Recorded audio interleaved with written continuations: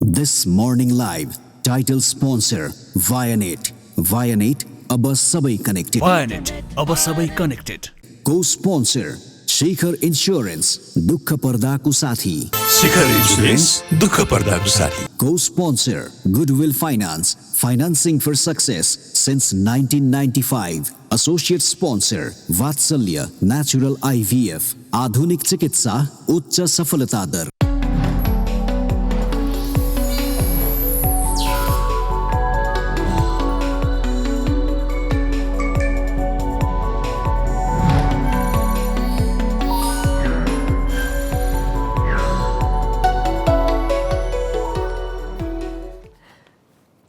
नमस्कार, सुप्रभात, good morning. यहाँहरूलाई वायनेट प्रेजेन्स दिस मर्निङ लाइभमा स्वागत छ र बिहान बिहान मसँग सदीक्षा पनि हुनुहुन्छ. Sadikshya, good morning. How are you today? Good morning. I am feeling great. Second day in a row बिहान बिहान उठेर डिफ्रेन्ट होस्टसँग प्रोग्राम चलाउन पाउँदाखेरि my winter mornings are going great. Good, thank you. र विन्टर मर्निङ्स चाहिँ कस्तो छ भने हामीले प्रोग्राम सुरु गरिसक्यौँ, तर सदीक्षा तिमीहरूले कुरा पनि गरेको थियौ अस्ति सनराइज चाहिँ भइसकेको छैन. 6:42 सूर्योदय हुन गइरहेछ भने आज साँझ 5:09 चाहिँ सूर्यास्त हुन्छ र यसको मतलब तपाईँ चाहिँ अब विन्टरको एकदमै मिड विन्टर र वार्मिङ अप विन्टर भन्नु पर्यो. हुन त हामी सबैजनालाई बिहानको प्रोग्राम हेर्नेलाई र गर्ने सबैलाई चाहिँ विन्टर भनेको चाहिँ अब अझ जनवरीमा सुरु हुन बाँकी नै छ चिसो त. तर अहिलेलाई चाहिँ अब यसो हेर्दाखेरि अहिले मिनिमम टेम्परेचर पनि 7 पुगिसकेको रहेछ. सो चिसो पनि बढिरहेछ समीक्षा. अनि आज के छ त हाम्रो प्लान? अब आज त थर्सडे भयो.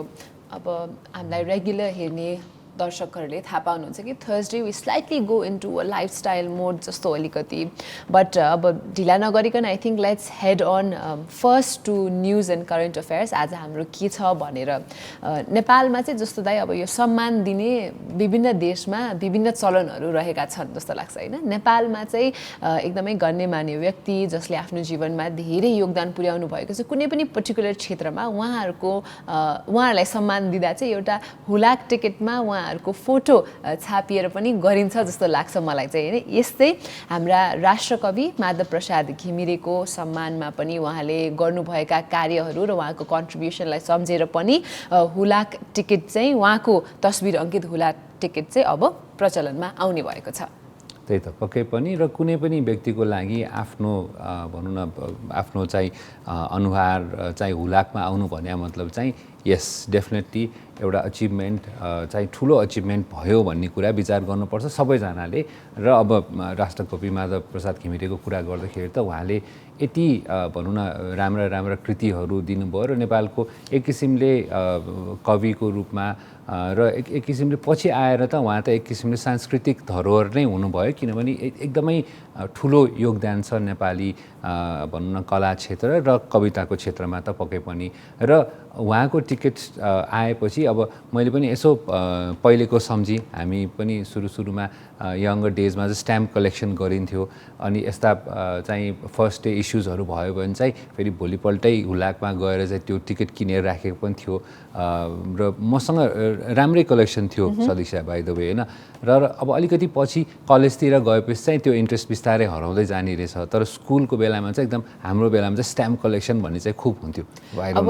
अहिले चाहिँ त्यो अलिकति फेड भयो जस्तो लाग्छ मलाई चाहिँ. अहिले पनि कसैको इन्ट्रेस्ट छ भने आइएम स्योर तपाईँले यो डेफिनेटली गएर लिनुहोस् होइन. 10 रुपियाँको यो टिकट रहेको छ भने यो टिकटमा 5वटा डिफ्रेन्ट कलर्सहरूको प्रयोग गरिएको छ अरे. अनि यो टिकट चाहिँ यता हाम्रो डिजाइन गर्ने चाहिँ हुलाक सेवा विभागकै कला अधिकृत पूर्णकला लिम्बुजीले चाहिँ गर्नुभएको रहेछ. सो म पनि एक्साइटेड छु कस्तो रहेछ त भनेर डिजाइन हेर्नको लागि. र यो चाहिँ 10 लाख प्रति छापिएको छ अरे. त्यो 10 लाख प्रतिमध्ये आफ्नो पनि एउटा प्रति आज नै सुरक्षित पनि गर्नु होला. त्यही त. अब यो टिकट पनि अब हाम्रो लिमिटेड युज भइसकेको छ. तर कलेक्टर्सको लागि चाहिँ स्ट्याम्प कलेक्ट गर्नेहरूलाई चाहिँ यो पक्कै पनि एउटा चासोको विषय हुनसक्छ. यसै गरी सदीक्षा अर्को एउटा चासोको विषय हामीले कोभिडको कुरा गर्दाखेरि ओम्निकर्नको कुरा गर्दै अहिले चाहिँ एउटा नयाँ नियम के आयो भने र यो सायद राम्रो पनि होला कि हाम्रो अस्ति भर्खर हामीले चाहिँ इन्टरनेसनल सिभिल एभिएसन डे पनि मनायौँ. अहिले चाहिँ हाम्रो नागरिक उड्डयन चाहिँ विभागले चाहिँ सर्कुलर जारी गरेर अब सबै अन्तर्राष्ट्रिय विमानहरूमा चाहिँ कोभिडको इन्स्योरेन्स चाहिँ अनिवार्य भनेर भनेको छ। यो 6 लाखसम्मको होइन। यो चाहिँ सबै अन्तर्राष्ट्रिय विमानहरूको लागि नेपाल आउने र नेपालबाट बाहिर जाने पनि। यो पनि एक किसिमले राम्रै हो, तर अब यसले सायद टिकटको प्राइसमा चाहिँ अलिकति फरक पर्न जान्छ जस्तो लाग्छ मलाई चाहिँ। यो समय अलरेडी अब यो नयाँ ओमिक्रोन भेरिएन्ट आए सँगसँगै अलिकति अलमल स्थिति पनि छँदा होइन। कतिले ट्राभल प्लान्स ओहो अब सबै ठिक भइरहेको छ, सो फ्यामिलीसँग भेकेसन पनि नलिएको धेरै भयो होइन।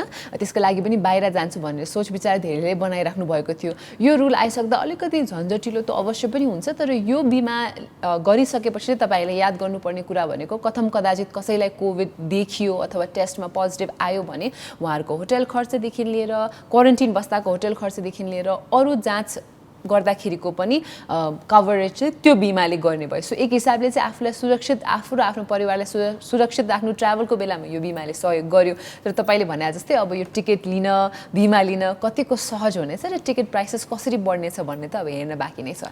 त्यही त अब यो 15 डिसेम्बरदेखि अनिवार्य लागू हुनेछ भनेर भनिएको छ।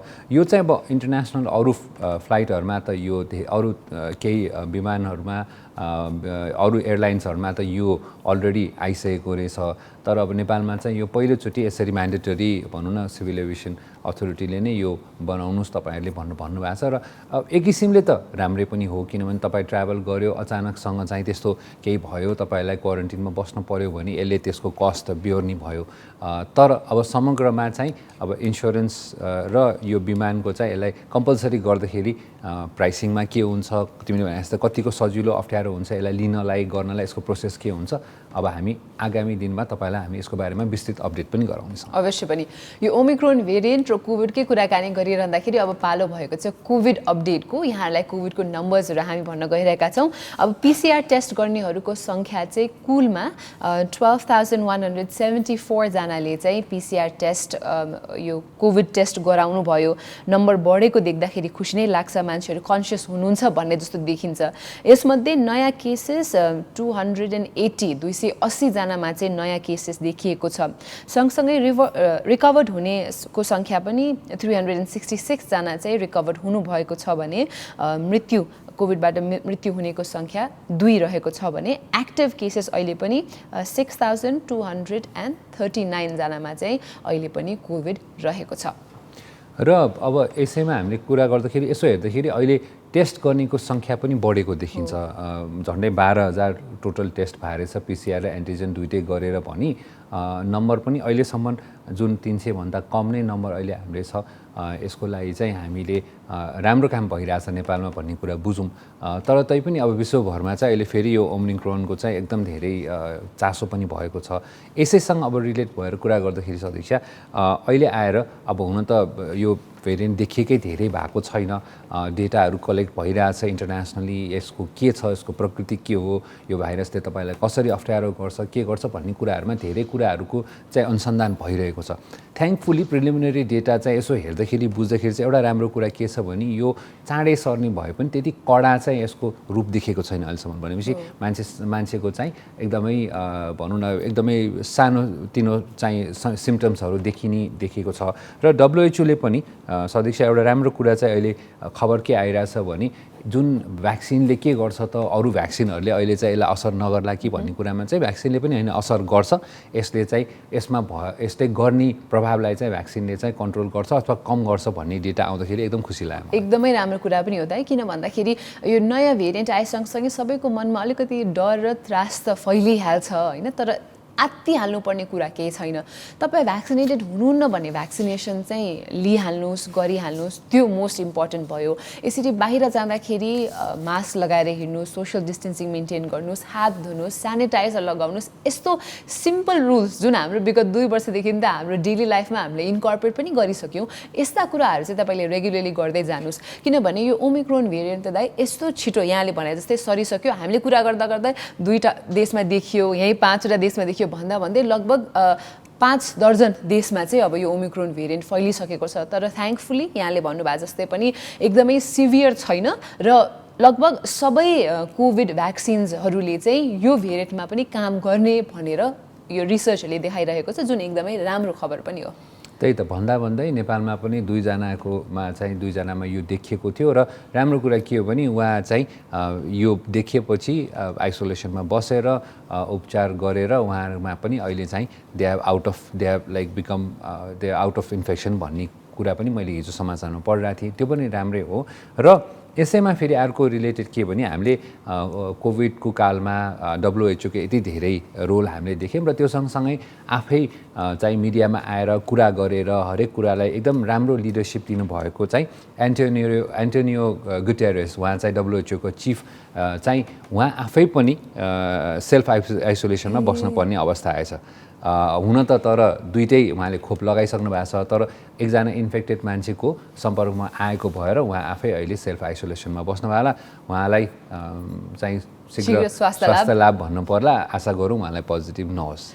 यही कुरा सँगसँगै हामी लिन चाहन्छौँ ग्यालेक्सी दिस मर्निङ लाइभमा एउटा छोटो ब्रेक। यो ब्रेकपछि हामीलाई पुनः जोइन गर्न आउनुहोला।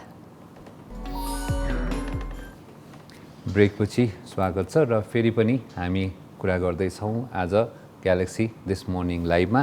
र सदिक्षा, अब हामीले बिहान हरेक समाचार कुरा गर्दाखेरि चाहिँ यसमा राम्रा समाचार र नराम्रा समाचार दुईटै समाचार हुन्छ। अब आज चाहिँ हामीसँग अलिकति एउटा दुःखद समाचार के छ भने भारतका chief of defence staff Bipin रावतको चाहिँ हेलिकप्टर दुर्घटनामा परेर चाहिँ मृत्यु भएको समाचार पुष्टि भएको छ। र नराम्रो कुरा के भने सदिक्षा, उहाँसहित उहाँको पत्नी र 11 जनाको पनि यो हेलिकप्टर दुर्घटनामा मृत्यु भयो। र उहाँ चाहिँ पहिलो भारतको चिफ अफ डिफेन्स स्टाफ हुनुहुन्थ्यो। र यो चाहिँ अब भनौँ न जहिले पनि अब यो एक्सिडेन्ट र भनौँ न स्पेसली गरी हेलिकप्टरको एक्सिडेन्टहरू चाहिँ भनौँ न जहिले पनि नराम्रो कुरा र एकदमै ठुलो घटना यो भारतको लागि। त्यही त, उहाँ चाहिँ यो भारतीय सेनाको तमिलनाडुको कुन्नुर नजिकै यो दुर्घटना भएको थियो। हिजो सोसल मिडियाहरूमा धेरै नै ट्रेन्डिङ पनि भइरहेको थियो, ट्विटरमा हेर्न सक्नुहुन्थ्यो, धेरै न्युज अपडेट टाइमली नै पनि आइरहेको थियो र कति समयपछि चाहिँ पुष्टि भयो। यहाँले भन्नुभएको जस्तै उहाँ लगायत उहाँको पत्नी र 11 जनाको मृत्यु भयो। लाइफ कस्तो अनप्रेडिक्टेबल छ भनेर यसैले पनि देखाउँछ होइन। नेपालमा पनि यस्ता दुर्घटनाहरू समय भइरहेका नै छन्। झन् अब कुन बेला के हुन्छ भन्न सकिँदैन। त्यसै कारणले आई थिङ्क योबाट एउटा चाहिँ let's not take life for granted भन्ने जस्तो पनि हो, किनभने उहाँ त्यो दिन जाने बेलामा उहाँले पनि सोच्नु भएको थिएन होला यस्तो हुन्छ भनेर। प्लस उहाँको पत्नीसँगै जानु पनि भएको रहेछ। परिवार जो अहिले शोकाकुल अवस्थामा हुनुहुन्छ उहाँलाई पनि हामी कन्डोलेन्सेस सेन्ड गर्न चाहन्छौँ। सम्पूर्ण हिजो बित्नु भएको व्यक्तिहरूको परिवारप्रति चाहिँ हाम्रो सोको तर्फबाट पनि कन्डोलेन्सेस। त्यही त, उहाँ फेरि भनौँ न हाम्रो भारतमा पनि गोर्खा राइफल्ससँग सम्बन्धित हुनुहुन्थ्यो। उहाँले धेरै समय आफ्नो करियर त्यसमा हुनुभयो र उहाँ इन्डियाको चाहिँ थल सेनाध्यक्ष भएर अनि भर्खरै जनवरीमा इन्डियाले पनि तिनटै आफ्नो डिफेन्स युनिटलाई चाहिँ एउटा कमन भनौँ न हेड बनाउने भनेर यो चाहिँ चिफ अफ डिफेन्स स्टाफको अवधारणा ल्याएको थियो। त्यसको अन्तर्गत उहाँ चाहिँ यसको पहिलो चिफ हुनुभएको थियो। नत्र भए पहिले इन्डियामा तिनवटा छुट्टै सेनाका विङको छुट्टै मतलब जनरल्सहरू हुनुहुन्थ्यो। अहिले चाहिँ सिङ्गल बनाएको छ। फेरि पनि दुःखद कुरा र हाम्रो भनौँ न सबैजनालाई हाम्रो कन्डोलेन्सेस। डेफिनेटली। अराउन्ड द वर्ल्डपछि अब हामी लाग्न चाहन्छौँ ह्यापनिङ टुडेमा। र ह्यापनिङ टुडेमा स्लाइटली मोर पोजिटिभ न्युज। राम्रो कुरा के हो भन्दा आज चाहिँ अन्तर्राष्ट्रिय भ्रष्टाचार विरुद्ध दिवस। यो एकदमै ठुलो दिन हो, सबैजनाले मनाउनु पर्ने दिन हो। स्पेसली नेपालमा त विभिन्न पहुँचमा रहनुभएका मानिसहरूले आजको दिन मात्रै होइन 365 डेज नै सेलिब्रेट गर्नुपर्ने दिन हो जस्तो लाग्छ मलाई त अशेष दाइ। त्यही त, र त्यही भएर हामीले आज यसको बारेमा विस्तृत कुरा गर्छौँ। आज हाम्रो डिस्कसन पनि टपिक अफ डिस्कसन नै हामी यो करप्सन भ्रष्टाचारको बारेमा हामी कुराकानी गर्छौँ। र आजको दिन चाहिँ हामीले सम्झेर यसलाई अलिकति यो वर्षभरि नै मनाउनु पर्ने दिन हो, तर आज हामी यसको बारेमा कुरा पनि गर्छौँ। यो सँगसँगै ह्यापनिङ टुडेमै सदिक्षा हाम्रो काठमाडौँमा हुने एउटै हाम्रो इन्टरनेसनल फिल्म फेस्टिभल किम्फ पनि आजदेखि सुरु हुँदैछ। अब यसको यो 19औँ संस्करण हो र यो यसपालि चाहिँ अलिकति क्लाइमेट चेन्जलाई पनि फोकस गरेको छ यसपालि र धेरै इन्ट्रेस्टिङ सिनेमाहरू छ र फेरि पनि भारतबाट वातावरणविद सोनम वाङचुक आउनु भएको छ यसको चिफ गेस्ट भएर यसलाई चाहिँ ओपनिङ सेरेमनीको लागि। नाम कता सुने जस्तो लाग्यो भने त मुभीबाट हो भने 3 इडियट्सको मुभीबाट हो भनेर तपाईँले थाहा पाउनु भयो होला। आजबाट यो चलचित्र विकास बोर्डको हलमा आजदेखि 27 गतेसम्म चाहिँ यो हुनेछ फिल्म फेस्टिभल। तपाईँहरूले हेर्न जान सक्नुहुन्छ, वातावरणको बारेमा धेरै कुरा बुझ्न सक्नुहुन्छ किनभने एकदमै राम्रो डकुमेन्ट्री फिल्म्सहरू चाहिँ केम फिल्म फेस्टिभलमा जस्तो लन्च पनि प्रिमियर पनि गर्ने गरिन्छ र एकदमै अक्लेम्ड मुभिजहरू देखाउने पनि गरिन्छ। सो समय छ भने आजदेखि 27 गतेसम्म छ, अवश्य पनि जानु होला। र म त पक्कै पनि अब यो कसरी मिलाउनु पनि कहाँबाट टिकट लिनुपर्छ भन्ने विचार गर्दैछु। अब सदिक्षा हाम्रो सेकेन्ड हाफमा पनि इन्ट्रेस्टिङ कुराहरू गर्नुपर्ने छ। डेफिनेटली पनि हामीले अघि भने जस्तै भ्रष्टाचार विरुद्धको यो दिवस आज हामी स्पेशल टपिक बनाएर डिस्कस गर्दैछौँ। इन्ट्रेस्टिङ फ्याक्ट्स र रिपोर्ट्सहरू पनि लिएर आउँदैछौँ। यो न्युजपछि अवश्य पनि हामीमा पुनः जोइन हुनुहोला। समाचारपछि फेरि पनि स्वागत छ वायनेट प्रेजेन्स दिस मर्निङ लाइभमा। यहाँहरूले हामीलाई भर्खरै हेरिरहनु भएको छ भनी म र सदिक्षा श्रेष्ठ आज बिहानदेखि हामीसँग छौँ, तपाईँहरूसँग छौँ बिहिबारको दिन। सदिक्षा फेरि पनि good morning. Good morning and feels good to be back again. र अघि ब्रेक अघि पनि समाचार अघि पनि हामीले कुराकानी गरिरहेका थियौँ। आज चाहिँ अन्तर्राष्ट्रिय भ्रष्टाचार विरुद्धको दिवस भनेर होइन। अब यो दिवसलाई धुमधामका साथ विश्वका विभिन्न देशहरूले मनाउने गर्दछन्। कतिले जस्तो वकथनहरू गर्नुहुन्छ होइन, कतिले यस्तो पर्चाहरू बोकेर अगाडि हिँड्नुहुन्छ। यो विभिन्न सङ्घ संस्था वरिपरि जहाँ चाहिँ घोटाला धेरै भएको सुनिन्छ समाचार होइन, त्यो अफिस अगाडि यस्तो धर्ना दिने पनि गरिन्छ।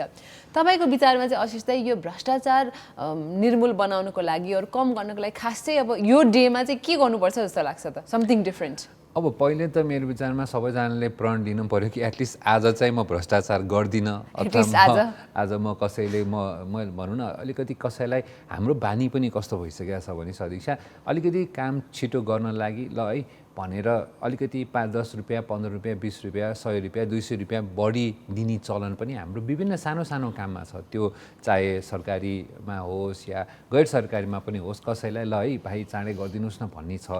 त्यही बिस्तारै ठुलो हुँदै गएर अहिले समस्या एउटा भनौँ न देशव्यापी र अन्तर्राष्ट्रिय समस्या भएको छ। र यसैमा मैले तिमीले अर्को कुरा के पनि जोडिहाल्छु भने सदिक्षा सायद यसले पनि अलिकति डिफाइन गर्छ होला तिमीले भनेकै कुरालाई। यसपालिको 2021 को थिम चाहिँ के रहेछ भने tackling interlink corruption and democracy crisis भनेको छ होइन। सो करप्सन अब यति धेरै ठुलो भइसक्यो कि यसले लोकतन्त्रमा पनि यस्तो एउटा नकारात्मक प्रभाव गर्यो कि एउटा डेमोक्रेसी नै क्राइसिसमा छ भन्ने चाहिँ यसले देखाउँछ नि त। भनेपछि यो एउटा यस्तो रोग भयो जसले गर्दाखेरि लोकतन्त्रको जुन एउटा सामान्य मूल्य मान्यतालाई चाहिँ इफेक्ट पारिरहेछ भनेर हामीले बुझिन्छ। र सुरु कहाँबाट हुन्छ भने सानोबाट हुन्छ अनि ठुलोमा गएर राष्ट्रिय स्तरमा त भ्रष्टाचारको त कुरा त हामी गर्दै नगरौँ। बिना भ्रष्टाचार केही नहुने भइसक्यो भनेर हामीले गिभअप गरिसक्यौँ, सायद त्यो पनि एउटा ठुलो समस्या हो। एकदमै हो। So let's not lose hope I think होइन। आजको यो अन्तर्राष्ट्रिय भ्रष्टाचार विरुद्धको दिवसमा चाहिँ हामीले पनि आशिष दाइले भन्नुभएको जस्तै आजको लागि एउटा प्रण लिउँ। आफूलाई जतिसुकै हतार भए पनि आफू सिस्टममा बस्छु, सिस्टमलाई फलो गर्छु, काम छिटो हुन्छ 50 रुपियाँ 200 रुपियाँ 1000 रुपियाँ दियो भनेर, तर त्यस्तो गर्दिनँ भन्ने हामीले आफै पनि एज कन्ज्युमर्स उपभोक्ता र सेवाग्राहीको रूपमा हामीले पनि त्यो प्रण आज लिउँ। र यो सम्बन्धी नै एउटा विशेष रिपोर्ट पनि हामीले तयार पारेका छौँ। अब त्यो पहिले रिपोर्ट हामी यहाँलाई देखाउन गइरहेका छौँ। प्राय विश्वका सबै मुलुकले भ्रष्टाचार विरुद्ध संवैधानिक कानूनी एवं संस्थागत व्यवस्था गरेका छन्। संयुक्त राष्ट्रसंघीय महासन्धि 2003 सहित world bank, Asian development bank, transparency international लगायतका संस्थाहरू भ्रष्टाचार नियन्त्रणमा सक्रिय छन्। तर मात्रा तलमाथि होला, भ्रष्टाचार कहीँ कतै रोकिएको छैन। सबैभन्दा कम भ्रष्टाचार हुने मुलुक न्युजिल्यान्ड र डेनमार्कमा पनि भ्रष्टाचार निर्मूल छैन। यता नेपालले भ्रष्टाचार नियन्त्रणका लागि नीति, विधि र संवैधानिक निकायको व्यवस्था गरेको छ, तर नागरिकको अनुभूतिसँगै भ्रष्टाचारको नतिजा झनझन बढ्दो छ। गठन हुने हरेक सरकारले आफ्नो नीति तथा योजनाहरूमा भ्रष्टाचारको विषयलाई प्राथमिकतामा राख्ने गरेको पाइन्छ। तर भ्रष्टाचारका लागि नेपाल झनझन बदनाम हुँदै गएको छ। आम सर्वसाधारणले दैनिक जीवनमा अनगिन्ती भ्रष्टाचारजन्य क्रियाकलापको सामना गर्नु परिरहेको छ। कसरी गर्ने भने तपाईँको कर्मचारीहरू के गर्छ भने त्यो फाइलमा सानो इरर कहाँनिर छ अनि त्यही कुरालाई लिएर अनि तपाईँको काम हुँदैन भनेर फालिदिने, अनि त्यही काम चाहिँ सेकेन्ड मान्छे जुन बिचौलिया भन्छौँ त्यो थ्रु लगेर अलिकति पैसा दियो भने त्यो काम फेरि भइहाल्ने, त्यसरी अनुभव गरिरहेको छु। क्यास नै मागेको त त्यस्तो सुनेको छैन, देखेको छैन, तर त्यो ढिलासुस्ती चाहिँ एकदमै धेरै हुने गरेको देखेको छु मैले। त्यसमा झन् आफ्नो मान्छे भयो भने एकदम चाँडो गरिदिने। त्यसमाथि अब साइडको रोलबाट खास के हुन्छ भन्दाखेरि अब पैसा सेको साइडबाट चाहिँ पैसाको कुरा पनि आउने गर्छन् कि, त्यसरी हल्काफुल्का खर्च आयो भने चाहिँ चाँडै काम हुन्छ भनेर त्यस्तो चाहिँ भोगेको छु मैले पनि। तपाईँ केही कामको लागि गइरहनु भएको छ सरकारी अफिसमा होइन, अनि त्यहाँ जाँदाखेरि हजुरको लाइनमा हुनुहुन्छ हजुर होइन, अब तपाईँ लाइनमा पछाडि हुन्छ नि, तपाईँभन्दा पछि मान्छे आएको कसै आइरहेछ अनि त्यो चाहिँ तपाईँभन्दा अगाडि पुग्छ होइन, त्यो चाहिँ कुन कारणले पुग्छ, आखिर त्यो भ्रष्टाचारले गर्दा नै पुग्छ नि होइन। त्यही हो, अब मैले फेस गरेको चाहिँ यस्तै प्रब्लमहरू धेरै जस्तो। ट्रान्सपरेन्सी इन्टरनेसनलले सर्वेक्षण गरी भ्रष्टाचारको अवस्थाको बारेमा प्रतिवेदन सार्वजनिक गर्ने गर्दछ। उसले सन् 2021 को सुरुमा सार्वजनिक गरेको भ्रष्टाचार अवधारणा सूचकाङ्क करप्सन पर्सेप्सन इन्डेक्स CPI-मा नेपाल सन् 2019 को भन्दा 1 अङ्क कम पाएर सुशासनको वरीयता क्रममा 113 स्थानबाट 117औं स्थानमा पुगेको छ। सर्वेक्षणमा सार्वजनिक क्षेत्रमा पारदर्शिता, जवाफदेहिता र भ्रष्टाचार, नेपालमा सार्वजनिक पद दुरुपयोग गर्नेमाथि कारबाही, सेवाका लागि दिनुपर्ने घुस, सरकार, न्यायालय र संसदका प्रतिनिधिले गर्ने पदको दुरुपयोग, व्यापार व्यवसायमा भ्रष्टाचार, राजनीतिक क्षेत्रमा जवाफदेहिता जस्ता विषयलाई आधार बनाइएको थियो। ट्रान्सपरेन्सी इन्टरनेसनलका अनुसार नेपालको सूचकाङ्क तयार पार्न लिइएका 6वटा आधार मध्ये 5वटामा नेपालको अवस्था उस्तै छ भने एउटामा खस्किएको छ। सार्वजनिक क्षेत्रको काम कारबाहीको अवस्था उस्तै छ। मुलुकमा भ्रष्टाचार नियन्त्रणमा गत वर्षको तुलनामा कुनै प्रयास नभएको, बरु केही क्षेत्रमा भ्रष्टाचारको अवस्था बढ्दो रहेको देखाएको छ। राज्यका प्रमुख अङ्गहरूमा निजी स्वार्थका लागि पदको दुरुपयोग भएकाले नेपालमा भ्रष्टाचार बढ्दो क्रममा रहेको देखिएको छ। नेपालको स्थिति दक्षिण एसियाली मुलुकहरूमा भुटान, मालदिप्स र श्रीलङ्का पछिको 5औं स्थानमा छ। दक्षिण एसियाली मुलुकको तुलना गर्दा नेपालको अवस्था अघिल्लो वर्षभन्दा 1 स्थान पछाडि सरेको हो। यतिसम्म कि कोरोना संक्रमणको जोखिममा लकडाउनले जनजीवन ठप्प हुँदा पनि स्वास्थ्य सामग्री खरिददेखि स्थानीय तहसम्म कोरोना संक्रमण नियन्त्रणका नाममा मनोमानी रूपमा भ्रष्टाचार बढेको विषय बाहिरिएको थियो। अब यो रिपोर्टलाई नै हेर्दाखेरि चाहिँ अब संसारभरि यसको बारेमा चासो छ। ट्रान्सपरेन्सी इन्टरनेसनलले यसलाई रेगुलरली ट्र्याक गरिरहेछ। युनाइटेड नेसन्स नै यसमा इन्भल्भ छ, एउटा सन्धि नै बनाएर यसलाई अनुमोदन गरेर सबै यसलाई चाहिँ अब यो सबै कुराहरू हुँदै तर ग्राउन्ड रियालिटी भनी चाहिँ कस्तो छ भने आजकल हामीले कुरा गऱ्यौँ सामान्य कुरामा पनि भ्रष्टाचार चाहिँ एउटा भनौँ न इन्स्टिट्युसनलाइज भइसकेको समस्या। सायद आई थिङ्क त्यसमा अलिकति हामीले चिन्ता गर्नुपर्ने कुरा चाहिँ यही हो। It is not an taboo anymore. It is accepted and it is wrong that it is accepted. It's accepted and anticipated पनि कि अब यो हुन्छ सो ठिकै छ भनेर we have sort of started to give in also in this हैन। त्यो चाहिँ नराम्रो कुरा हो किनभने सानो कुराबाट सुरु भइसकेपछि यसको ठुलो भयानक रूप लिन चाहिँ धेरै बेर लाउँदैन, लिइसकेको पनि छ हैन। नेपालमा त भ्रष्टाचार सानोदेखि ठुलो हरेक लेभलमा हुने गरेको पनि छ र त्यो सम्बन्धी नै अझ थप हामी कुराकानी गर्ने नै छौँ। तर एउटा छोटो ब्रेक अहिले लिँदैछौँ हामी वायनेट प्रेजेन्ट्स ग्यालेक्सी दिस मर्निङ लाइभमा। कतै पनि नजानु होला। यो ब्रेक पछि आजको special topic of the day अन्तर्राष्ट्रिय भ्रष्टाचार विरुद्धको दिवसको बारेमा हामी थप प्रकाश पार्ने नै छौँ।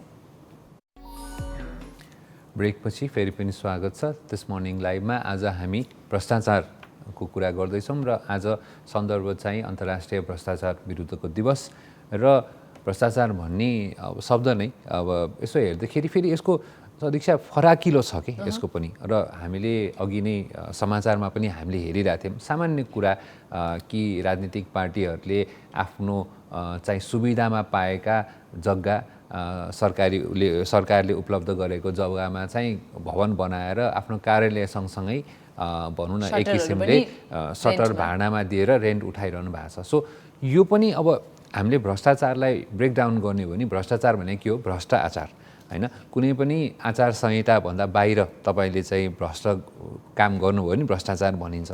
र त्यो एउटा कोड अफ कन्डक्ट के हो त होइन, हामीले कुन परिधिमा काम गर्ने र आफ्नोसँग भएको पद अथवा आफूसँग भएको शक्तिको दुरुपयोग नगर्नु पनि अथवा गर्नु नै भ्रष्टाचार भनिन्छ होला।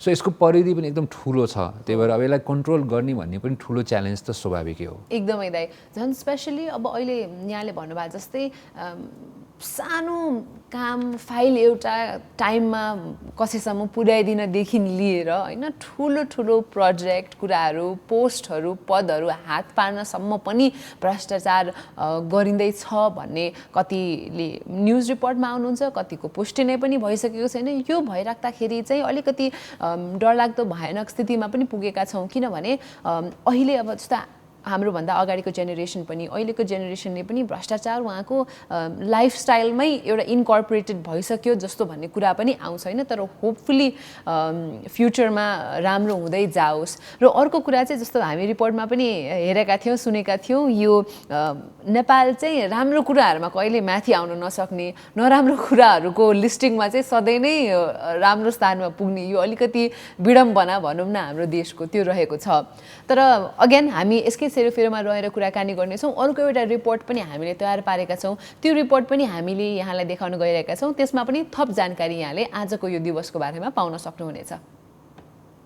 आर्थिक वर्ष 2077-78 अख्तियार दुरुपयोग अनुसन्धान आयोग टंगालमा 8298 र आयोग मातहतका कार्यालयहरूमा 6127 गरी देशभरबाट 14425 उजुरी परेका थिए। त्यसमध्ये 10940 उजुरी फर्स्योट गरियो। अघिल्लो वर्षको बाँकी रहेका 8200 उजुरी मध्ये 3592 उजुरी पनि फर्स्योट गरिएको थियो। चालू आर्थिक वर्षको 4 महिनामा मात्रै 5500 भन्दा धेरै उजुरी दर्ता भएको अख्तियार दुरुपयोग अनुसन्धान आयोगका प्रवक्ता नारायण प्रसाद रिसालले बताए। अख्तियार दुरुपयोग अनुसन्धान आयोगमा भ्रष्टाचार र अनियमितताका सम्बन्धमा उजुरीहरू हामीले लिने गर्छौँ। गत आर्थिक वर्षमा जम्मा 22625 उजुरीहरू चाहिँ आयोगले कारबाही गर्नुपर्ने उजुरीहरूको सङ्ख्या रहेको थियो। त्यसमध्ये 64.32% फर्स्योट भएर 8093 उजुरीहरू चाहिँ यस आर्थिक वर्षमा जिम्मेवारी सर आएका छन्। र चालू आर्थिक वर्षको 4 महिनाको तथ्याङ्क हेर्दाखेरि करिब 5500 भन्दा बढी उजुरीहरू चाहिँ कार्तिक मसान्तसम्ममा आयोगमा दर्ता भएका छन् र आयोगमा कार्तिक मसान्तसम्ममा कारबाही गर्नुपर्ने उजुरीको सङ्ख्या 13600 चाहिँ नागेको अवस्था रहेको छ। गत वर्ष सबैभन्दा धेरै संघीय मामिलासँग सम्बन्धित 32.72% उजुरी परेको थियो। त्यसबाहेक शिक्षा, भूमि प्रशासन, वन तथा वातावरण, स्वास्थ्य तथा जनसङ्ख्या, भौतिक पूर्वाधार तथा यातायात, गृह प्रशासन, ऊर्जा, जलस्रोत तथा सिंचाई, अर्थ मन्त्रालय, गैर कानुनी सम्पत्ति आर्जन लगायतसँग सम्बन्धित उजुरी परेका थिए। घुस लिने दिने, सार्वजनिक सम्पत्तिको हिनामिना, हानि नोक्सानी वा दुरुपयोग गर्ने, गैरकानूनी रूपमा सार्वजनिक जग्गा व्यक्ति विशेषको नाममा दर्ता गर्ने, झुटा विवरण पेश गरी सरकारी नियुक्ति लिने, बढुवा तथा लाभ लिने, परीक्षाको गोपनीयता भङ्ग गर्ने, गैरकानूनी सम्पत्ति आर्जन गर्ने, राजस्व हिनामिना गर्ने जस्ता भ्रष्टाचारजन्य गतिविधि भएका छन्। व्यक्तिगत आचरणसँगै कार्यशैली र कार्यप्रणाली भ्रष्टाचार बढ्नुको कारक भए पनि सरकारवाला र नियामक निकायको अपारदर्शिता अर्को प्रमुख कारण रहेको प्रवक्ता रिसालले बताए। त्यस्तै गरेर अब हाम्रा चाहिँ अब कानुन चाहिँ कार्यप्रणाली कार्यशैलीहरू पनि हुन सक्लान्। व्यक्तिका नियतको कारणले गर्दाखेरि पनि होइन ती हुन सक्छन्। अब भ्रष्टाचारका विविध कारणले चाहिँ भ्रष्टाचारजन्य गतिविधिहरू भइरहेको अवस्था हुन सक्छ र चाहिँ जुन नियामक निकायहरूले चाहिँ जुन हिसाबले चाहिँ अब काम कारबाही गर्नुपर्ने पारदर्शिता चाहिँ अपनाउनु पर्ने पारदर्शिता नभएको कारणले गर्दाखेरि यस्ता विविध कारणले गर्दा चाहिँ भ्रष्टाचारजन्य घटनाहरू चाहिँ घटिरहेको हुन सक्छ। संविधानमा नेपालको मूल संरचना सङ्घ, प्रदेश र स्थानीय गरी 3 तहको हुने व्यवस्था गरिएको छ। अनुसूची 8 मा स्थानीय तहका अधिकारहरूबारे उल्लेख छ। स्थानीय कार्यपालिका तथा व्यवस्थापिका अनि स्थानीय अदालत एवं न्यायिक समितिको व्यवस्था समेत संविधानमा छ। नेपालमा अहिले एउटा संघीय 7 प्रादेशिक र 753 स्थानीय सरकार छन्, तर आयोगले स्थानीय तहमा हुने भ्रष्टाचार बढेको बताएको छ। स्थानीय तहमै अनियमितताका उजुरीहरू बढिरहेको भन्दै भ्रष्टाचारजन्य गतिविधिमा नागरिकहरूको नजिकको सरकारमा निगरानी बढेका कारण आयोगमा उजुरी संख्यामा वृद्धि भएको छ। भ्रष्टाचार नियन्त्रणका लागि संवैधानिक अधिकार पाएको आयोगले काम गरिरहेको भए पनि अझै नियन्त्रण हुन सकेको छैन। यति हुँदै पनि भ्रष्टाचारजन्य घटनाहरू चाहिँ अब आइरहेका हुन्छन्, उजुरीहरू हामीलाई प्राप्त भइरहेका र चाहिँ उजुरी छानबिन अनुसन्धान गर्दाखेरि भ्रष्टाचारजन्य क्रियाकलापहरू भएका छन्। यसमा चाहिँ अब हामी सबैले होइन अब चाहिँ राज्य पक्षले अथवा चाहिँ गैर राज्य पक्षबाट होइन त्यस्तै चाहिँ अब चाहिँ सञ्चार माध्यमहरू, नागरिक समाज, जनता आफै सचेत भएर भ्रष्टाचार हुन नदिने, भ्रष्टाचार भएका विषयहरूमा चाहिँ आयोगमा अथवा चाहिँ जो चाहिँ अनुसन्धान गर्ने निकाय हो, कारबाही गर्ने निकाय हो, त्यहाँ चाहिँ उजुरी चाहिँ अथवा सूचना जानकारी दिनुपर्ने चाहिँ देखिन्छ। नेपाली जनताले केन्द्रदेखि स्थानीय तहसम्म सरकारका हरेक तहमा भ्रष्टाचार रहेको महसुस गर्छन्। राजनीतिक दलहरूले भ्रष्टाचार घटाउने प्रतिबद्धता दोहोर्याउँदै भ्रष्टाचारको पारो बढ्दो छ।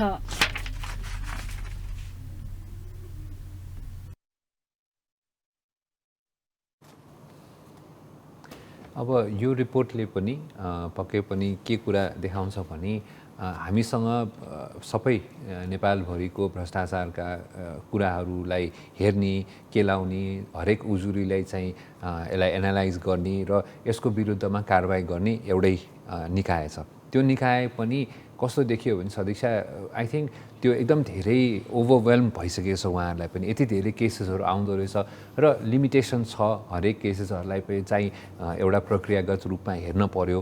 कति गलत होलान्, कतिमा भनौँ न एभिडेन्स पुगेको होला, नपुगेको होला, यो सबै कुरालाई केलाउँदाखेरि त यो अब कति कुराहरू भ्रष्टाचार त त्यतिकै भनौँ न मान्छेले झन्झट मानेरै पनि कुनै त्यस्तो उजुरी नदिने सिस्टम पनि हुन सकेको छ।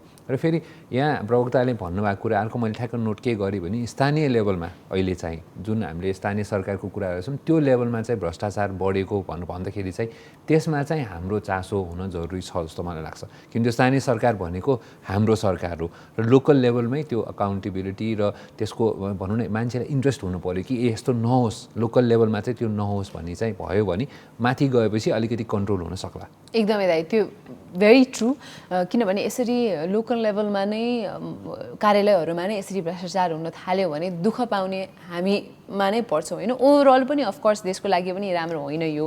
र मैले त्यो उजुरीहरूको सङ्ख्या पनि बढ्दै गरेको छ सुन्दाखेरि चाहिँ यही हिसाबले ठिक पनि हो। किनभने आफूलाई चित्त बुझेको छैन भने उजुरी गर्न सक्नु पनि पर्छ। त्यो प्रोसेसलाई सजिलो बनाइदियो र भेरिफाई गर्ने एउटा सिस्टम ठिक ठाउँमा राख्यो भने चाहिँ मान्छे हिचकिचाउँदैन। डिफ्रेन्ट लेभलको हुन्छ नि यो रिजल्ट हुन सक्ला। जस्तो कोही भ्रष्टाचारी हो भनेर भ्रष्टाचार गर्नुभएको छ भनेर यदि प्रुफ भयो भने के गर्ने त उहाँलाई भनेर पनि I am sure there are rules and regulations and punishments in place होइन। त्यसलाई पनि एउटा सिस्टमेटिक ढङ्गले अगाडि बढाउनु नै पर्छ। अब जस्तो हाम्रो जेनेरेसनले पनि भ्रष्टाचार धेरै भोग्यौँ, तर आउँदो पिँढीले चाहिँ यसलाई सोसल स्टिग्माको रूपमै लिएको छ, जुन एकदम राम्रो पनि हो। भ्रष्टाचार भनेको गर्नु हुँदैन, यो नराम्रो हो, यसले समाजलाई बिगार्छ भन्ने जस्ता विचारधारा लिएर अहिलेका युवाहरू अगाडि बढ्नु भएको छ। घुस नलिने र नदिने प्रचलन चाहिँ बढ्दै जाओस् इन द फ्युचर भनेर पनि हामी भन्न चाहन्छौँ। र यही कुरा सँगसँगै आजको यो स्पेसल रिपोर्ट पनि हामी कन्क्लुड गर्न चाहन्छौँ र एउटा छोटो ब्रेक लिन चाहन्छौँ। वायनेट प्रेजेन्ट्स दिस मर्निङ लाइभमा यो ब्रेकपछि पुनः सामेल हुनुहोला। ब्रेकपछि फेरि पनि स्वागत छ वायनेट प्रेजेन्स दिस मर्निङ लाइभमा।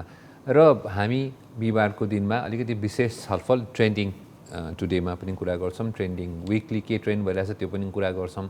र अहिले यहाँहरूले यसो बाहिर हिँडिरहनु भएको छ काठमाडौँ वरिपरि भए पनि अहिले एकदम ठाउँ ठाउँमा नयाँ नयाँ ब्यानरहरू लागिरहेछ। अस्ति भर्खरै पनि एमालेको महाधिवेशन एकदम भव्य रूपमा गरियो भनेर समाचार एकदम सबैतिर आइरहेको थियो भने अहिले हालसालै फेरि राप्रपाको महाधिवेशन पनि भयो। भोलिदेखि कङ्ग्रेसको महाधिवेशन छ, त्यसपछि माओवादी नेकपा माओवादीको एकीकृतको चाहिँ कन्भेन्सन छ। सो यो सबै कुराहरू पनि एउटा इभेन्टको रूपमा चाहिँ सदिक्षा भइरहेछ र हामीले फिल गरिरहेछौँ यसलाई चाहिँ। हो नि, डेफिनेटली धेरै यो राजनीतिक कार्यक्रमहरू महाधिवेशनहरू भइरहेको कारणले गर्दाखेरि पनि यहाँले भन्नुभएको जस्तै हामीले बाटोमा पोस्टरहरू अब नयाँ नेतृत्वको पालो आदि इत्यादि लेखेर राखिराख्नु भएको सोसियल मिडियामा हामीले देखिरहेका छौँ। अब यो कुरा गरिरहँदाखेरि चाहिँ सबैजनाले अब यो महाधिवेशनको बेलामा चाहिँ नयाँ युवा नेतृत्व पाउने हो त यी पार्टीहरूले भन्ने पनि ठुलो क्वेसनहरू डिस्कसनहरू भइरहेको थियो। तर सरस्वती यसो झन्झन क्लोज इभेन्ट डेको झन्झन क्लोज आइपुग्दाखेरि चाहिँ फेरि त्यही नै नेतृत्व पो हुने जस्तो देखियो, नयाँ युवा पुस्ताले पालो नपाउने जस्तो पनि देखियो। अझ झन् राजनीतिमा त मैले यहाँसँग त्यही कुरा गरिरहेको थिएँ नि, युवा कसलाई भन्ने त? हाम्रो लागि युवाको डेफिनेसन र एज ग्रुप छुट्टै छ भने पोलिटिक्सको लागि सायद युवा भन्ने छुट्टै एज ग्रुप होला, होइन त? पक्कै पनि। र यो अन्तर्राष्ट्रिय छलफलकै विषय हो। पोलिटिक्समा चाहिँ 40 वर्षदेखि माथि लागेपछि बल्ल युवा हुने रहेछन्। 40भन्दा तल त बच्चै मानिने चलन जस्तो छ। किनभने अब हुन पनि यसो हेर्दाखेरि ठुला दलहरूका सबै नेतृत्वमा भएकाहरू पहिल्यैदेखि नै उहाँहरूले चाहिँ आफ्नो त्यो नेतृत्वलाई नछोड्ने, नेतृत्वको लागि जुन भएको द्वन्द्वले नै आखिर अन्तिम त्यसको बेफाइदा पाउने चाहिँ देशले नै हो। एमालेको हकमा कुरा गर्दाखेरि पनि धेरै कुराहरू भए पनि खासै नयाँ नेतृत्वको मा पुस्तान्तरण नभएको, नयाँ नेतृत्व नदेखेको भन्ने कुरा सबैले फिल गर्नुभयो। अब यसै शुद्ध तर राप्रपामा चाहिँ अलिकति ट्रेन्ड चाहिँ चेन्ज भयो सदिक्षा, किनभने एकदमै ठुलो समयदेखि भनौँ न भएको एउटा अध्यक्ष लिइरहनु भएको थियो कमल थापाले। उहाँले पनि एउटा नयाँ एटलिस्ट एउटा युवा नै भन्नु पर्यो, उहाँको पनि 57 एज भएको रहेछ। युवा नेता राजेन्द्र लिङ्गदेन भनेर भनियो, तर 57 एज भइसक्नु भएछ उहाँ त। तर राजनीतिको रूपमा चाहिँ उहाँ नयाँ नै गर्नु पर्यो। उहाँले पनि धेरै स्ट्रगल गरेर यो जित्नु भयो र एउटा राम्रो सङ्केत चाहिँ आयो यसबाट। सो राजनीतिको हिसाबमा युवा पुस्ताहरूले चाहिँ डोर थाम्ने भन्ने जस्तो कुरा भइरहेको छ। तर मलाई एकदमै लाग्ने भनेको चाहिँ तपाईँको रियल लाइफमा पनि एज इन हाम्रो प्राइभेट फ्यामिली लाइफमा पनि र यसरी पोलिटिकल सिचुएसनमा पनि ग्रेसफुल एक्जिट हुनु चाहिँ निकै नै जरुरी छ। जस्तो तपाईँ हेर्नुहुन्छ भने बिजनेसेस भयो अथवा बाउबाजेले पनि युवा पुस्तालाई केही थाहा छैन, यो त भर्खरको बच्चाहरू हो भनेर बिजनेसमा कामकाज नदिने अथवा घरायसी कुराहरूमा पनि संलग्न नगराउँदाखेरि चाहिँ युवा पुस्ताहरू धेरै फ्रस्ट्रेटेड पनि हुनुहुन्छ। So I think there is some sort of similarity, होइन त? किनभने यो राजनीतिमा पनि जो अग्रज हुनुहुन्छ, जसले 20-30 वर्षदेखि यसमा लागिराख्नु भएको छ, हो उहाँसँग एक्सपिरियन्स छ, उहाँसँग ज्ञान पनि छ, तर एउटा अपर्च्युनिटी एउटा चान्स युवा पुस्तालाई नदिने हो भने निकै नै गाह्रो पनि हुन्छ होला। र एक ढङ्गले त हामी वाक्क दिक्क पनि भइसकेका छौँ, किनभने जो अग्रज हुनुहुन्छ राजनीतिमा धेरै वर्षदेखि लागिराख्नु भएको छ, उहाँले केही खतरनाक राम्रै कुरा गरेर देखाउनु भएको भए पनि ठिकै छ नि त, उहाँले नै लिड गरोस् भने जस्तो लाग्थ्यो होला। त्यो पनि नदेख्ने, आफ्नो भएको पोजिसन पनि नछोड्ने, अरूलाई अपर्च्युनिटी पनि नदिने हो भन्दाखेरि चाहिँ अलि गाह्रै होला। हो। र फेरि कस्तो छ भने युवा पुस्ताले राजनीतिमा उहाँहरू कसरी आउने त, कसलाई हेरेर आउने? किनभने एक किसिमको कम्युनिकेसन र मेसेज डिस्कनेक्ट पनि त्यहाँ देखिन्छ। र विदेशमा पनि हामीले हेर्ने हो भने चाहिँ एक किसिमको धेरै लामो समयसँग चाहिँ युवा पुस्ताले राजनीतिबाट वाक्क भएर छोडेर वास्ता नगरेर फेरि रिभाइभ भएर चाहिँ अहिले जस्तो भनौँ न हामीले हेर्छौँ अब न्युजिल्यान्डमा भयो, अब इभन इन लाइक नर्डिक कन्ट्रिजहरूमा होइन, आइसल्यान्ड, डेनमार्क, नर्वे यस्तो ठाउँहरूमा चाहिँ यङ मन्त्रीहरू 30 वर्षका मन्त्रीहरू, 35 वर्षका मन्त्रीहरू, 32 वर्षका प्रधानमन्त्रीहरू देख्न। तर हाम्रो देशमा चाहिँ यो चाहिँ एकदमै ठुलो सपना नै छ अझ, किनभने 50-60 वर्षलाई पनि चान्स पाउन अप्ठ्यारो छ, होइन? र ठुलो जहिले पनि त्यही देखिरहेका पुराना अनुहारले नै कुर्सीमा उहाँहरूले आफ्नो भनौँ न कन्ट्रोल राखिरहनु भएको छ। र आशा गरौँ अबको हाम्रो यो आउँदो युवा पुस्ताले चाहिँ बिस्तारै त्यो पुस गर्छ। त्यो पुस चाहिँ चाहिँदो रहेछ सदस्य। चुप लाएर बस्यो भने चाहिँ उहाँहरूले सजिलैसँग छोड्न चाहिँ हुँदैन। एकदमै यो राजनीतिमा नयाँ पुस्ताको यो चर्चा भएको ट्रेन्ड सँगसँगै अर्को ट्रेन्ड यो हप्ता चाहिँ एकदमै ठुलो वेडिङ, विकी कौशल र कट्रिना कैफको वेडिङको पनि निकै नै चर्चा भइरहेको छ। र एकदमै स्पेसल कुरा चाहिँ के भएको रहेछ भन्दाखेरि उहाँहरूले चाहिँ आफ्नो वेडिङमा नो फोन पोलिसी चाहिँ अपनाउनु भएको रहेछ र गेस्टहरू जो जति पनि आउनुभएको छ उहाँहरू सबैलाई चाहिँ kindly 0 mobile policy, so phone चाहिँ गेटमै बाहिरै छोडेर आउने, भित्र आइसकेपछि फोटो भिडियो लिक नहोस्, खिच्न नपाउने। अब यस्तो हुँदाखेरि चाहिँ बिजनेस अपर्च्युनिटी कति छिटो आइहाल्ने कि ओटिटी प्लेटफर्महरूले उहाँलाई अप्रोच गरिरहेको, यो कपाललाई अप्रोच गरिरहेको धेरै कुरा आइरहेको थियो भने फाइनली हिजोको न्युज अनुसार र क्लेम्स अनुसार चाहिँ कट्रिना कैफ र विकी कौशलले चाहिँ आफ्नो वेडिङको एक्सक्लुसिभ फुटेजको राइट्स चाहिँ एमाजोन प्राइमलाई झन्डै 80 करोड भारूमा चाहिँ सेल गर्नुभयो अरे। त्यही त यो न्युजले पक्कै पनि सदीक्षालाई पनि केही आइडियाजहरू भयो कि तिमीलाई? म पनि अब मेरो वेडिङमा 0 फोन पोलिसी गरेर डबल डिजिट पनि परेन, सिंगल डिजिटै नेपाली ओटिटी प्लेटफर्म्सहरू कोही एक्सक्लुसिभ राइट्स चाहिन्छ भने मलाई सम्पर्क गर्नु होला।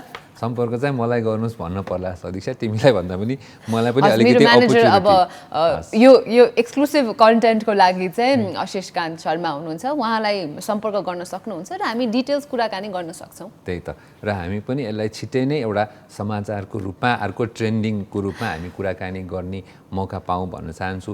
र सदीक्षा फेरि पनि यो कुरालाई अलिकति इलाबोरेट गर्दाखेरि अब कति नितान्त एउटा व्यक्तिगत कुरा चाहिँ अब कसरी एउटा भनौँ न यो सोसियल मिडियाले गर्दाखेरि होला, डिजिटल मिडियाको एउटा कन्टेन्टको हिसाबले होला, कन्टेन्टको कति एक्सपेक्टेसन छ अहिले कि एकदमै व्यक्तिगत कुराहरू जस्तो विवाहको कुराहरू भनौँ न, पिक्चर्स अफ इङ्गेजमेन्ट अनि प्रपोज गरेका कुराहरू, यस्ता कुराहरू भाइरल भएर अरूहरूले सोसियल मिडियाले गर्दाखेरि आजकल ट्रेन्ड छुट्टै भएको छ।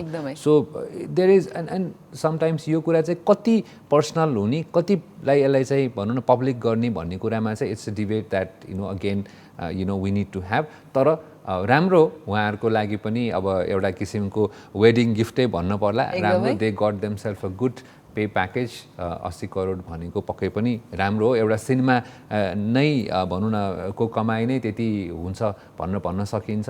त्यो त एउटा उहाँहरूको आफ्नो पर्सनल विवाहबाट नै आइहाल्यो। सो यो 4 डेको एक्सक्लुसिभ, यो गाला वेडिङको एक्सक्लुसिभ कन्टेन्ट एमाजोन प्राइमले लगभग 80 करोडमा किनिसकेपछि एउटा राम्रो कुरा चाहिँ यसबाट जो जति पनि फ्यान हुनुहुन्छ यी दुवै सुपरस्टार्सहरूको, उहाँहरूको फ्यानले त अब अफकोर्स बिहामा जाने कुरा आएन, हामीलाई पनि निम्तो त आएको छैन, तर अब यो भिडियो बनेर खतरा तरिकाले एडिट भएर पोस्ट प्रोडक्सनमा आइसकेपछि ओहो हामीले पनि सँगसँगै त्यहाँ थियौँ भने जस्तो भान चाहिँ हुन्छ होला। त्यो video will definitely be amazing, त्यसको भ्युज कति आउने हो, कति भाइरल हुने हो, र त्यसपछिको आउँदो वेडिङहरूमा कट्रिना कैफले लगाएको जस्तो गहना, उहाँको जस्तो मेकअप, उहाँको जस्तो हेयरस्टाइल, लुगा आदि इत्यादि कुराहरू झन् कति फेमस हुने हो, झन् कति भाइरल जाने हो, त्यो त अब अवश्य समयले बताइ नै हाल्नेछ।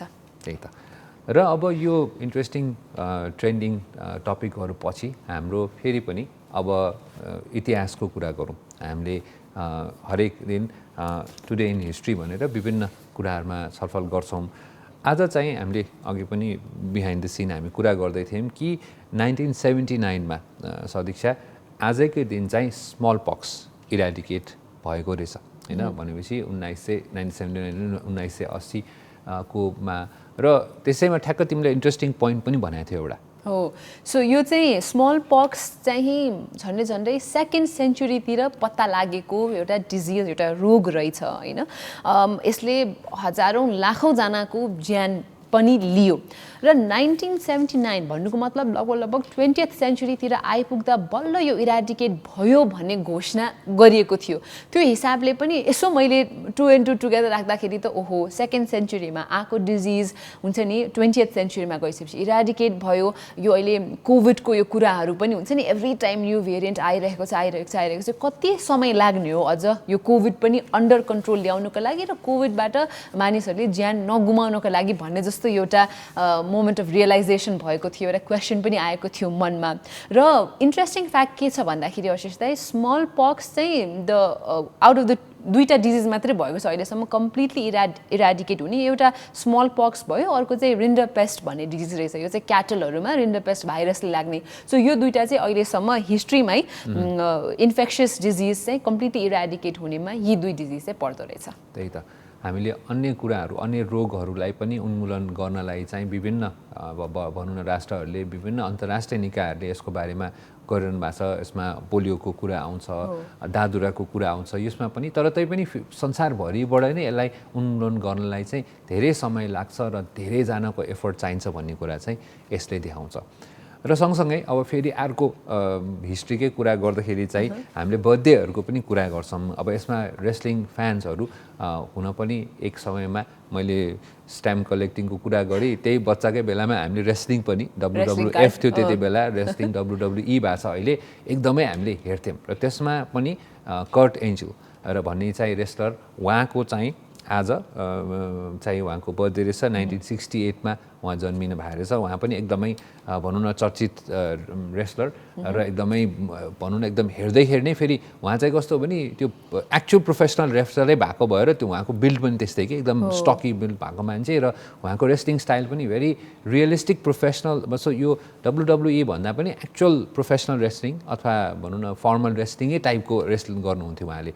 आई थिङ्क गोल्ड मेडलहरू लगाएर आउने है त्यो, अनि त्यही भएर एकदम पपुलर हुनुहुन्थ्यो। उहाँको बर्थडे रहेछ।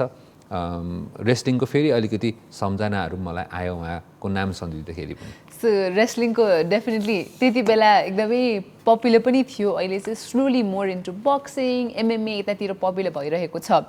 र टुडे इन हिस्ट्रीको कुराकानी गर्नु पर्दाखेरि चाहिँ मुभीसँग रिलेटेड एउटा हामीले न्युज लिएर आएका छौँ। एकदमै क्लासिक मुभी स्कारफेस चाहिँ आजकै दिन रिलिज भएको थियो 1983-80मा। यो मुभीको टन्नै डायलग्सहरू निकै नै चर्चित पनि छन्, पपुलर पनि छन्। अहिले टिकटकमा पनि यहाँले ट्रेन्डमा देख्न सक्नुहुन्छ यी डायलग्सहरू होइन। अब एल पचिनो त्यति बेलाका क्लासिक एकदमै चर्चित पपुलर मन पराएका एक्टरले एउटा ग्याङ्स्टर मुभीमा खेल्न लागेको सुन्दाखेरि चाहिँ अभियसली त्यो सुपरहिट हुन्छ भन्ने धेरैजनाले पहिले घोषणा पनि गरिसक्नु भएको थियो र हुन पनि भयो होइन। It was a classic very very beautiful movie. त्यही त, यसलाई त हामीले कल्ट मुभी नै भनेर भनिन्छौँ, आइकनिक कल्ट मुभी, किनभने यसले एउटा ट्रेन्ड नै सेट गर्यो र धेरैजना एक्टरहरूले पनि एल पचिनोलाई फलो गर्नुहुन्छ। अहिले पनि भनौँ न अन्तर्राष्ट्रिय रूपमा पनि बलिउडकै पनि कति स्टार्सहरूले चाहिँ एल पचिनो यही सिनमा हेरेर उहाँको स्टाइल, उहाँको एक्टिङ गर्ने कुराहरूलाई कपी गर्ने र झन्डै भनौँ न $25 मिलियन बजेटमा बनेको यो सिनेमाले चाहिँ त्यति बेला $66 मिलियन, $66 मिलियन चाहिँ कमाएको रहेछ। र एल पचिनोको एकदमै उहाँको लुक, उहाँको त्यो स्टोरी लाइन र जुन किसिमको त्यो एउटा भनौँ न ग्याङ्स्टर भए पनि एज अ चाहिँ प्रोट्यागनिस्ट उहाँले गर्नुभएको रोल, यो सबै कुरा चाहिँ इट्स अ भनौँ न अमेरिकन क्लासिक हलिउड सिनेमा हो डेफिनेटली। र यसकै लागि एल पचिनोले गोल्डन ग्लोब अवार्ड्स पनि पाउनु भएको थियो उहाँको यही रोलको लागि होइन। He was nominated and he one the golden globe awards which is also one of the highest होइन सम्मान तपाईँले पाउन सक्नुहुने इन्टरनेसनली अमेरिकामा चाहिँ त्यो थियो। र यस सँगसँगै हामीले अब टुडे इन हिस्ट्री पनि यसो सरसर्ती इतिहासका पानाहरू पल्टाएर के भएको रहेछ त आज भनेर थाहा पाइहाल्यौँ। We are going in for a short commercial break र यो ब्रेकपछि पुनः एकपटक वाइनेट प्रेजेन्ट्स दिस मर्निङ लाइभमा आउनुहोला as we coming towards the end of the show. Will see you. ब्रेकपछि स्वागत छ Vianet presents this morning live. अब हाम्रो अन्तिम भनौँ न सेगमेन्टमा हामी आइसकेको छौँ र महत्त्वपूर्ण TML स्पोर्ट्स। TML स्पोर्ट्समा एकदम सदीक्षा चाहिँ आज एकदम एक्साइटेड भएर बसिरहेछ एउटा इन्फर्मेसन सेयर गर्नलाई। तर त्योभन्दा पहिले चाहिँ हाम्रो लिगबाट सुरु गरौँ होइन। हामीले पनि अस्ति पनि कुरा गरेको थियौँ, सोमबार भएको गेम बुधबार सर्यो र बुधबारमा चाहिँ हिजो 2टा गेम भएको थियो शहीद स्मारक लिगमा सदीक्षा। त्यसमा चाहिँ हिमालयन शेर्पा र नेपाल पुलिस फेरि पनि उहाँहरू चाहिँ एक गोलमा भएछ। नेपाल पुलिसले खासै यसपालि चाहिँ I don't know army APF र पुलिस तिनटैले चाहिँ त्यति राम्रो गेम देखाउन सकेको छैन। खोइ के भएको उहाँहरूको के मिलिरहेको छैन भने। अर्को कुरा चाहिँ फेरि हाम्रो समीरको टिम जावलाखेल युथ क्लब चाहिँ हारेछ मछेन्द्र क्लब र Machhindra club is doing well. They are performing really well है। Performing well. जस्तो सङ्कटा, मछेन्द्र, मनाङ मसेन्दीहरू 3 स्टार यिनीहरूले चाहिँ राम्रो खेलिरहनु भएको छ भने यो रेगुलर टिमहरू चाहिँ छैन। जावलाखेल युथ क्लब पनि त्यति राम्रो गेम देखाउन सकेको छैन। उहाँ यो 2टा गेम चाहिँ हिजो भएको गेम त्यो चाहिँ सरेको थियो सोमबारबाट।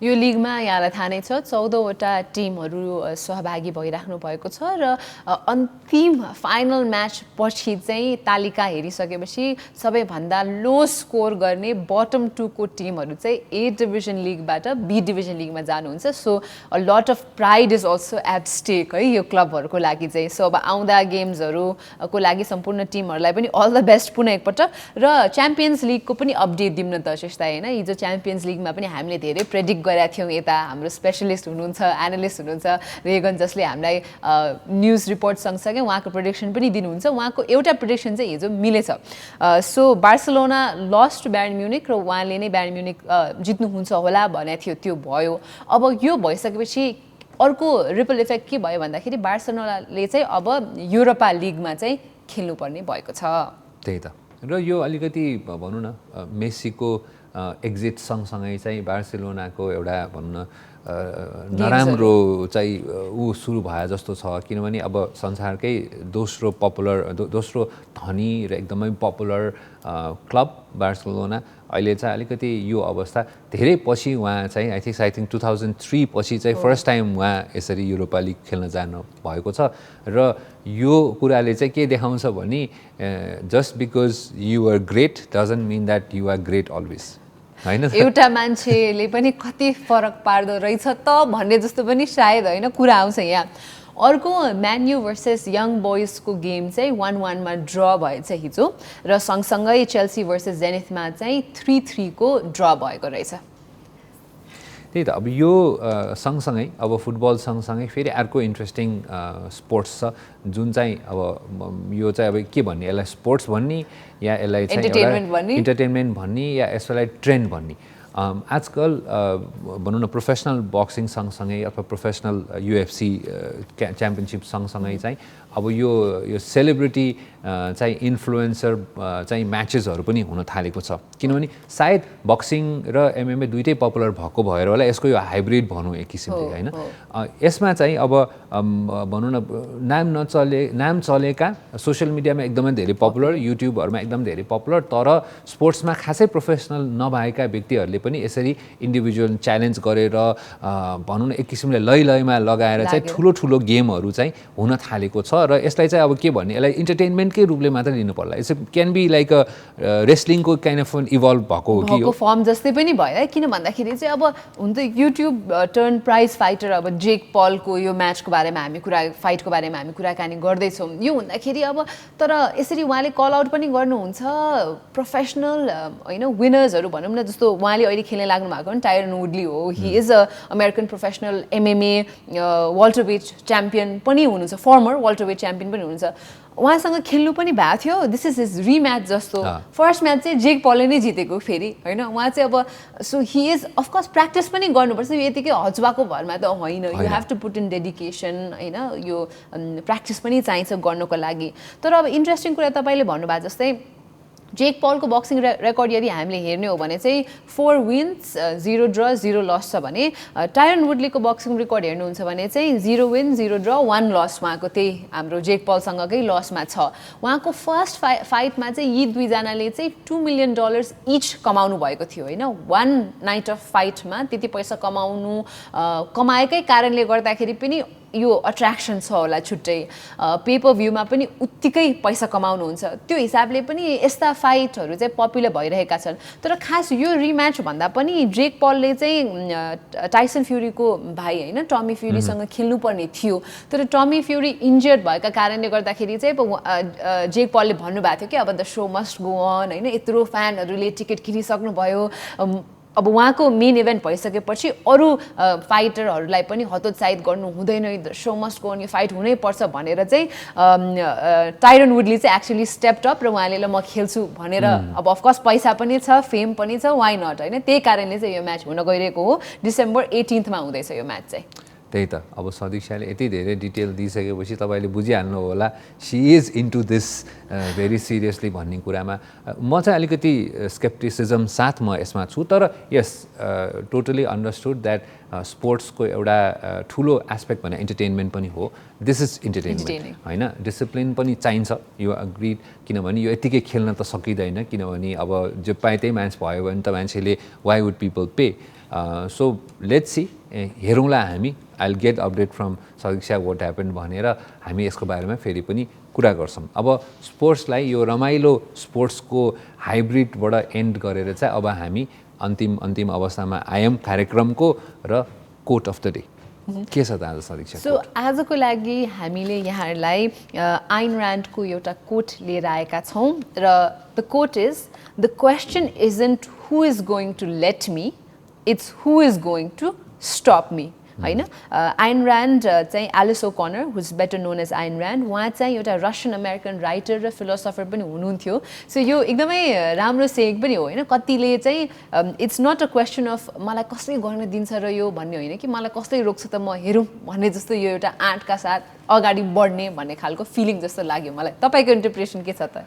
होइन, यो इन्टरप्रिटेसन तिमीले भने कुरा ठिक हो। अब मैले चाहिँ यसलाई कसरी हेर्छु भने एक किसिमले you have to be aware of the barriers होइन, बिकज सपोर्ट गर्नेहरूले सपोर्ट गर्छन्, तर तपाईँहरूलाई कसले चाहिँ रोक्न सक्छ अथवा के कुराले तपाईँले रोक्न सक्छ त्यसको बारेमा चाहिँ तपाईँ अवेर हुनुभयो भने चाहिँ you can achieve things that you want to achieve.